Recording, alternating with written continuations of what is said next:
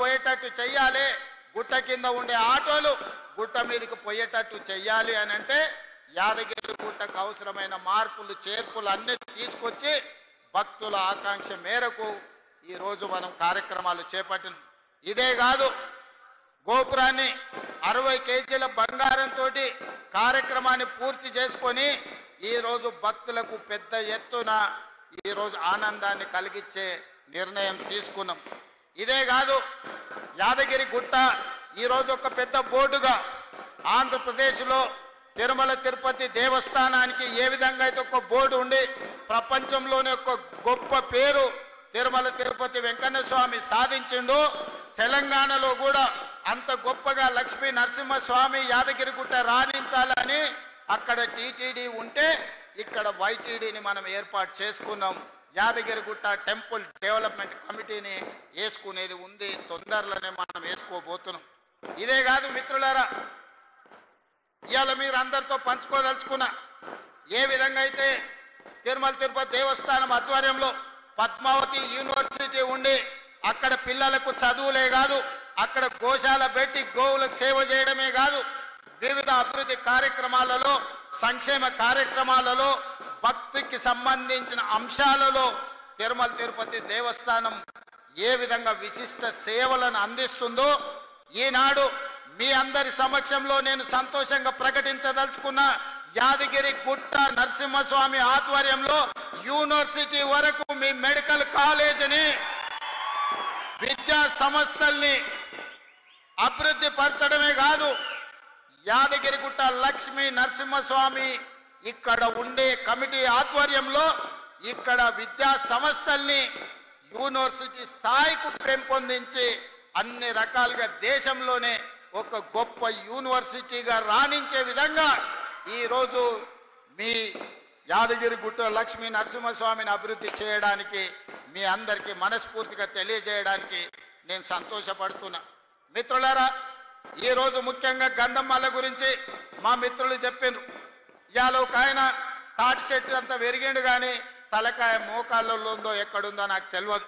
ఎట్లకెళ్ళి వస్తావయ్యా నీళ్లు, నువ్వు ఎట్లా ఇస్తావు గంధమల్ల, ఎట్లా కడతావని నేను వారిని అడగదలుచుకున్న. ఈరోజు సాగునీటి ప్రాజెక్టుల గురించి ఇంత ఉందే పెద్దలు ఉత్తమ్ కుమార్ రెడ్డి గారు చెప్పిండ్రు. 10 ఏళ్లలో 2 లక్షల కోట్ల రూపాయలు ఖర్చు పెట్టిండ్రు, కాంట్రాక్టర్లకు బిల్లులు ఇచ్చిండ్రు.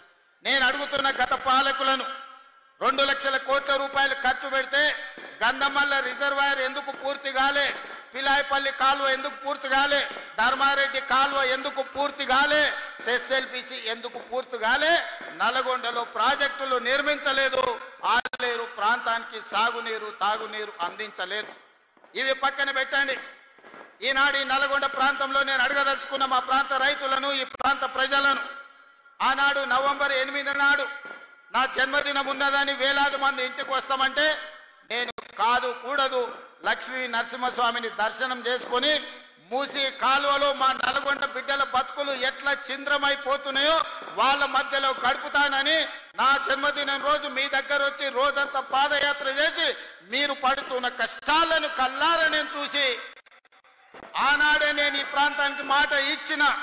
600 అక్కడి సూర్యుడు ఇక్కడ ఉదయించిన ఎవరు అడ్డం పడ్డా తొక్కుకుంటైనా పోతాం, మూసీ నది ప్రక్షాళన చేసి తీరుతాం,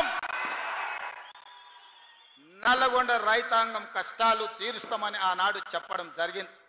నేను అడుగుతున్న మిత్రులారా, ఈ వేదిక మీద నుంచి బీజేపీ బీఆర్ఎస్ నాయకులను, గుజరాత్లో నరేంద్ర మోడీ సబర్మతి నది ప్రక్షాళన చేసుకున్నాడు, ఉత్తరప్రదేశ్లో యోగి గారు గంగా నది ప్రక్షాళన చేసుకున్నాడు, ఈనాడు ఢిల్లీలో మోడీ యమునా నది ప్రక్షాళన చేస్తా మేము అభివృద్ధి చేసుకుంటాం, ఆ ప్రాజెక్టులను నిర్మించుకుంటాం అంటున్నాడు. మరి నేను ఇవాళ అడుగుతున్న బీజేపీ బీఆర్ఎస్ వాళ్ళను, నరేంద్ర మోడీ సబర్మతి నది కట్టుకోవచ్చు, యోగి గంగా నది కట్టుకోవచ్చు, ఢిల్లీలో యమునా నది మీరు ప్రక్షాళన చేసుకోవచ్చు, మరి తెలంగాణ ప్రజలు ముఖ్యంగా నల్గొండ బిడ్డలు మూసీ నది ప్రక్షాళన ఎందుకు చేసుకోకూడదు, మూసీ మురికిలోనే మేము చావాలన్నా, మా ఆడబిడ్డలు మా ఇతర ప్రాంతాల వాళ్ళు నల్గొండ ఆలేరు భువనగిరి ప్రాంతాలకు ఆడపిల్లలు ఇవ్వాలంటే వాళ్ళు తల్లులు కావాలంటే కష్టం ఉన్నది, ఆ ప్రాంత విషపు నీళ్లు తాగితే బిడ్డలు పుట్టరు అనే ఒక పరిస్థితి, ఒక విషమ పరిస్థితి ఉంది.